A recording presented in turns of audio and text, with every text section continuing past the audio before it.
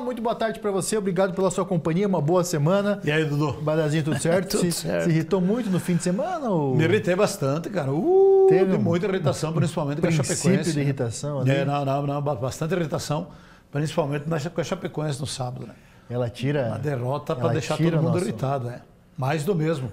Entra ano, sai ano, e a Chapecoense gosta de estar ali, tranquilinha, de boa, sem incomodar ninguém na zona de rebaixamento. Mas bicha, velho. Começamos mal, começamos mal. Pois é, foi a estreia da Chapecoense em casa, na Série B, já tinha jogado fora, estreou agora em casa e foi com derrota para o Coritiba. É a segunda derrota em 2 jogos no Campeonato Brasileiro. A Chapecoense voltou para casa depois de 5 meses. Momento para o torcedor rever o time de pertinho. E claro, a novidade foi a inauguração do gramado sintético da Arena Condá. Um investimento superior a 5 milhões de reais e que coloca a Chapecoense entre os 5 times das séries A e B com um gramado artificial. E em campo, o Verdão tentou dar ao torcedor a primeira vitória no Brasileiro. Por isso, foi logo para cima. Mailton mandou por cima a sobra do cruzamento. Giovanni Augusto arriscou de fora da área. O Coritiba até tentou responder, mas sem perigo. A Chapecoense teve mais volume de jogo no primeiro tempo.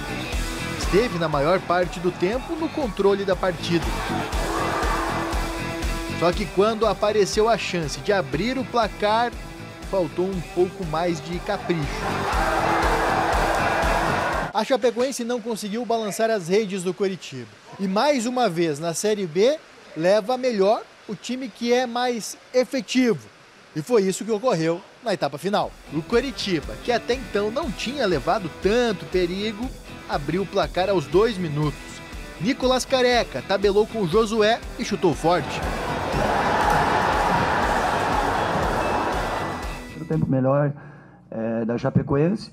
E o futebol ele não perdoa. Quando tu tá melhor, tu tem que ser mais efetivo, principalmente com um adversário que tem qualidade, um adversário que é candidato ao título, ao acesso. A Chape sentiu o gol e o Coxa aproveitou o momento. Josué arriscou de longe e Léo Vieira deu um tapinha na bola antes dela acertar o travessão. Pouco tempo depois, foi a vez de Sebastian Gomes carimbar a trave. E a pressão deu resultado. No escanteio, Alex Silva cabeceou. A bola desviou em João Paulo e entrou 2-0. A Chape tentou voltar para a partida.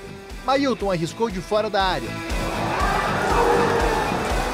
A chuva apertou. A Chapecoense também apertou o passo. Aos 32 minutos, Marcinho cruzou e Mário Sérgio desviou de cabeça. 2-1.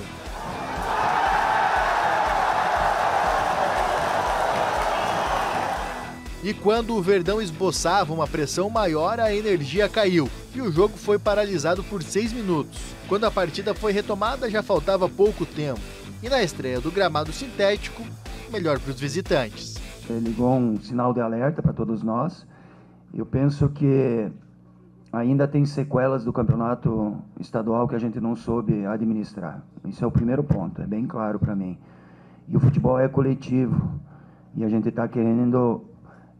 aí está abusando da individualidade, tanto para jogar como para marcar. Isso é a equipe toda. Então, nós temos que fazer as correções, ajustes, para melhorar, para não cometer esses erros e fazer um jogo forte, parar de perder agora nesse primeiro momento, dar um primeiro passo, somar e depois entrar de novo na competição. Não tem nenhum craque na Chapecoense para ser individualista, né, Badá? Longe disso. Mas eu vou começar comentando pela entrevista do Gilmar Dalpozo. Ele mudou um pouco o estilo da entrevista coletiva dele. Até em alguns momentos a gente questionava. A gente parecia que via um jogo e o Dalpozo outro. Agora nós estamos todos vendo o mesmo jogo e os mesmos problemas que a Chapecoense tem apresentado e que o Dalpozo, em outros momentos, meio que queria contemporizar, mas agora ele tá admitindo os erros, os problemas do time, falando nos erros que o time está cometendo, que os jogadores estão cometendo e cobrando, é meio que uma cobrança pública sobre o desempenho dos jogadores e do time, que não é bom no Campeonato Brasileiro da Série B. Eu não me iludi com o Campeonato Catarinense, estou muito à vontade para falar sobre isso. Chapecoense começou mal o Campeonato Catarinense, estava jogando em Xanxerê num gramado diferente, mas cresceu na competição, chegou à decisão e poderia, quem sabe até merecia ter conquistado o título, muito por conta da ruindade dos adversários. O Avaí, o campeão catarinense, está a 8 partidas sem saber o que é uma vitória. Empatou as 2 e foi o único catarinense que somou pontos nas 2 primeiras rodadas. Chapecoense perdeu as 2 e o Criciúma perdeu as 2. A Chapecoense perdeu jogando mal contra o CRB e jogou... perdeu para o Curitiba numa desatenção. O fato é que no primeiro tempo o jogo foi mais equilibrado, a Chapecoense até chegou mais vezes lá na frente, mas em algum momento do jogo vai ter que entrar a qualidade individual. Qualidade individual para você receber a bola, para você fazer um passe, para você dar um chute, para tentar a conclusão, e era isso aí que a gente via da Chapecoense. Curitiba não assustou no primeiro tempo, jogou muito pouco futebol, e a Chapecoense, mesmo com esse volume de jogo, com essa posse de bola ofensiva, não conseguiu o mais importante, que foi concluir, que fazer o gol. Talvez essa aí é a oportunidade mais clara, o cruzamento da esquerda e o do Marcinho, mais uma vez, chegando atrasado, não conseguindo aproveitar a oportunidade, tipo de lance que não se pode perder. Aí deu um pane no time. Não sei se teve encrenca lá no vestiário, Mailton e Mário Sérgio saíram discutindo no intervalo, o fato é que o time voltou dormindo no segundo tempo. Em 3 minutos já tomou 1-0. Não adianta o Gilmar Dalpozo falar, não, nós temos que ser agressivos na marcação. Na coletiva pré-jogo ele diz, nós temos que ser agressivos na marcação. Na entrevista pós-jogo ele diz, nós fomos passivos na marcação, ou seja, deixamos os caras jogar. Cara, em 12 minutos, 2 gols e 2 bolas no travessão, entrou dormindo dentro de campo. E quando acordou, já estava 2-0.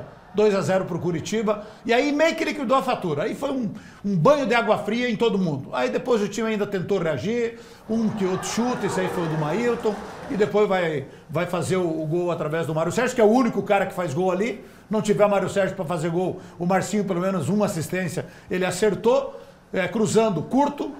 Não adianta cruzamento longo e lançamento longo. Primeiro cruzamento diferente que teve. Primeiro cruzamento, porque senão é bola levantada para a área, da intermediária, aí, tipo esse aí, ó. Isso aí não adianta nada. Ficar levantando esse tipo de bola aí, pode ficar o jogo inteiro. Não vai resolver. E aí o Mário Sérgio descontou, mas daí não teve força sequer para empatar a partida. Então, derrota muito amarga, 2 jogos, 2 derrotas. Só que é o seguinte, gente. Por isso que eu comecei falando que eu não me iludi com o Campeonato Catarinense. Do time que começou o jogo sábado, 8 eram jogadores remanescentes do ano passado. Lá, quando ganhou desse Curitiba por 2-1, que veio com o time de reservas, que o Gilmar Dalpozo fez a festa, que o Maringá fizeram a festa e merecidamente, justamente, mas depois do jogo o Gilmar Dalpozo falou, nós vamos segurar 70%, 80% desse elenco para o ano que vem. E seguraram. E esses 70%, 80% estavam em campo. 8 do ano passado, que nos fizeram nós sofrer até a penúltima rodada para buscar a permanência, muito por conta do impacto da chegada do Dalpozo e do Maringá, estavam em campo. 3 apenas que não começaram o jogo. O Gimenez, que tem que jogar mais, muito mais futebol, o Bruno Matias, que mantém uma certa regularidade, e o Dentinho, que a gente não sabe o que está fazendo no time da Chapecoense. Esses são os 3 diferentes do ano passado. O resultado disso, 2 jogos, 2 derrotas, zona de rebaixamento e a preocupação muito grande com relação ao futuro da Chapecoense na Série B, que é uma competição difícil. De positivo, o gramado da Arena Condá, que todo mundo estava curioso para ver. Eu fui lá, caminhei, andei dentro do gramado da Arena Condá, um tapete. Parabéns à Prefeitura, parabéns à Chapecó. Um verdadeiro tapete. Giovanni Augusto, que é experiente, já jogou em todos os gramados sintéticos do Brasil, ele falou, ó, é o melhor gramado sintético que temos no Brasil. Mas é muito bom, é fácil de jogar, o Curitiba se sentiu à vontade. Teve jogo sábado com chuva, teve jogo ontem do Sub-20 que empatou com o Avaí em 0-0 e teve treino hoje de manhã e o gramado está lá, um espetáculo. Então, de gramado, ainda bem, estamos muito bem servidos agora. Tem que saber jogar no gramado sintético e o Curitiba soube.